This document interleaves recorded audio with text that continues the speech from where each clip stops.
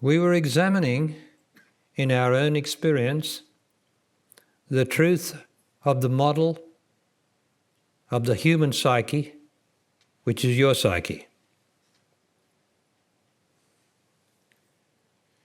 We were seeing if this is true, that there is a surface consciousness which has very little intelligence, but is still reasonably intelligent in that it reacts to situations and things that happen. It's going like this, reacting to all sorts of things, mothers, fathers, children, jobs, what you think, what you don't think, self-doubt, all the rest of it. This is all going on the surface, a very surface intelligence.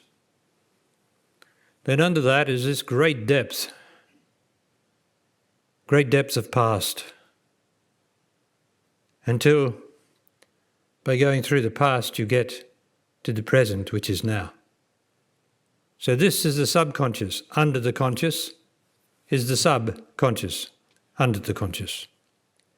And that there is the memory and your whole past since you were born, and then the human past of which you are a part, to there. That is an immensely deep and profound subconscious, sub-intelligence.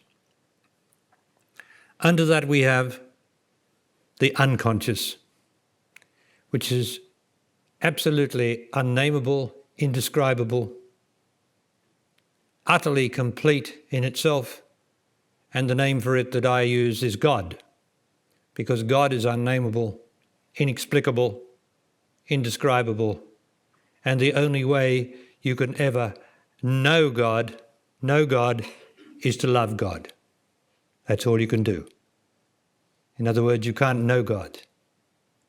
You can only love this great mystery which is inside your body, in the stillness and silence, behind all your thoughts and emotions, behind all the past of the subconscious, is this reality which you are. And when it is said that you are God, then that is what is meant. But it's a stupid statement. Because unless you know God or love God enough, then you can't say that you really are God. And you can never say that you're God like some men who realize God say, because that's infamous. You can never be God, but you can love God and therefore disappear into that wonder, that mystery. But you can never know it. You can only love it here.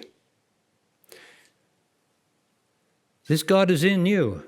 It's not yourself. And so the Indians have had to invent a capital S for self and a small s for bad self. And of course, it's not yourself at all. It is something greater than you can ever name as self.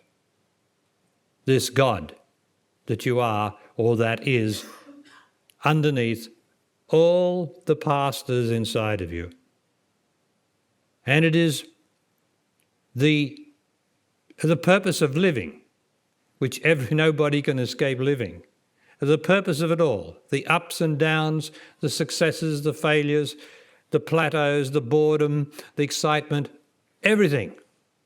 The purpose of it all is to make you and I more intelligent. Now, what happens when I become more intelligent? Well, the human race, of course, is relatively intelligent, but relatively unintelligent, really, because it is only concerned with this conscious thing, which concerns itself with material existence and material things like the scientists and DNA and all the rest of it to describe human behavior, when what is human behavior? My behavior in this body, in that body, listening to the words. This is human behavior. You don't need any DNA to tell you about human behavior, do you? Do you know any scientist who dare to describe human behavior to you through some DNA or genetics? Rubbish. I am human behavior, because that is myself. And self-knowledge is to know, to have the knowledge by observation of my own existence in this body, to see what human behavior is, to see what myself is. It's anger, it's envies, it's jealousies, it's frustrations, it's self-doubt. All these things, it's lying, it's cheating, it's cunning. All this is myself. All this is in front. All this is in front of the vast God and unconsciousness. All of it is part of this subconscious. And unless I know myself, I will suffer to the degree that I truly know myself. Suffering starts to leave me because there's no purpose. The only purpose is that I might know myself. And by knowing myself, I become more intelligent. And by becoming more intelligent, I start to know the mystery of this subconscious, because this is all myself. And that leads me into this extraordinary, remarkable, indescribable mystery called God, the unconscious, which is beyond the accessibility of the human mind or emotions. Absolutely, utterly and completely inaccessible to that. But it is accessible to intelligence, pure intelligence, real intelligence, which is still like now. No thought, no feelings, no wanting, no wishing, no disturbance, no anything, just now.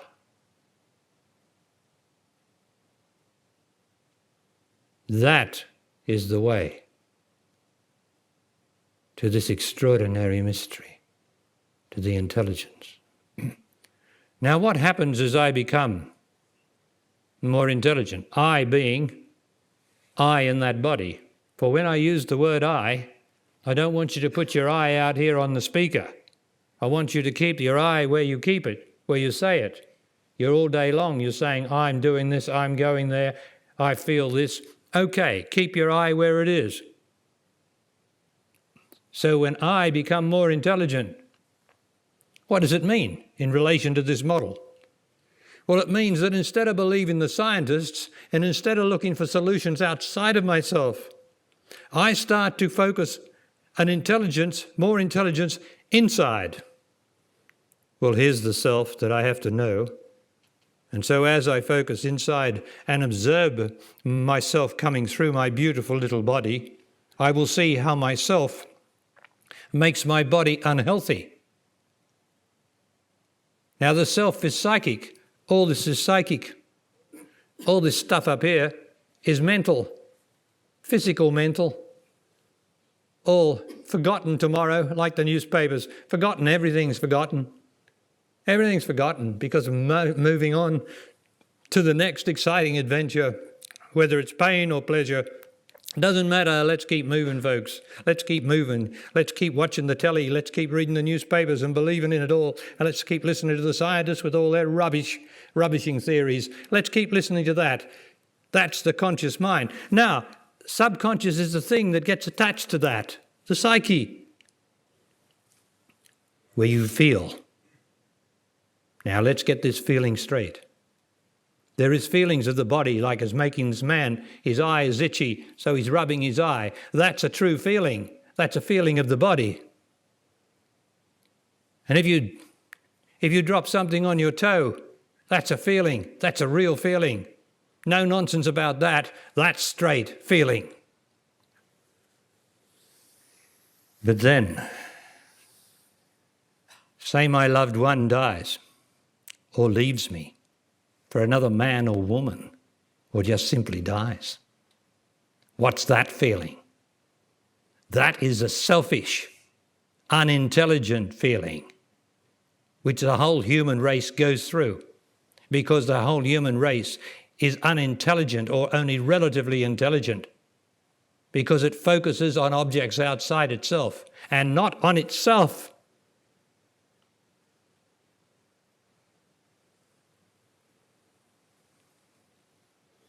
So what happens? As I become more intelligent, I start to focus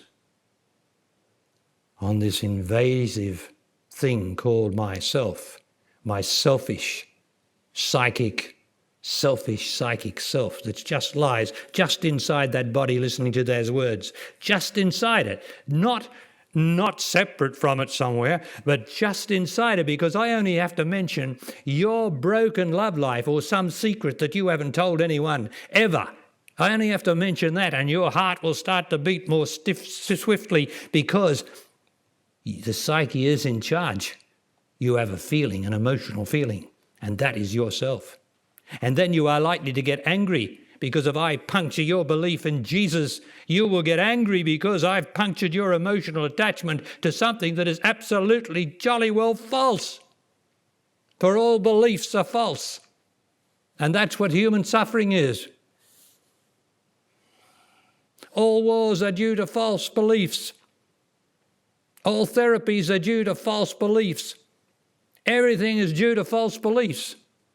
Everything. There is nothing that is true except the knowledge of myself, which is to dissolve myself intelligently by seeing it. For when I see something that is false, it dissolves for me. I'm no longer attached to it. How many of you have seen a partner that once you used to love, or a boyfriend when you were young, that you see years later, and you say, how did I ever possibly love him or her? How did it happen? How did it happen? It's because you became more intelligent. And what you were attached to then, you're not attached to now. And I'll sing you another little song. Well, but this is in my songs tape, the one that I commend to you. And it's about how we discard things intelligently. And this I sang when I was separating from myself many, many years ago, nearly 40 years ago, in this process, which you are all going through or have been through. So I'm singing to myself, goodbye, old friend. This is the end. For you and me, the path splits here. You must go, you must know. It's time to go. Old friend, my dearest foe, farewell. It once was fun to think we'd done, to win and lose, reject and choose. But as the youth discards the toy, dearest possession of the boy, we're through. Is that true? Is that a song of truth in your experience? So every time you give up yourself, you separate from it, and you have a new freedom, because you've been using a dreadful amount of energy to sustain this selfish self that thinks that anger is okay and justified, that thinks that war is justified, that thinks that this and that is justified, anything to do with force is justified. And as soon as you separate from any aspect of it, you feel a new freedom. And nothing's happened, except that you become more intelligent and discarded the toy that was the dearest possession of the boy or the girl. Now, is that the truth? Of course it's the truth. It's self-knowledge, isn't it?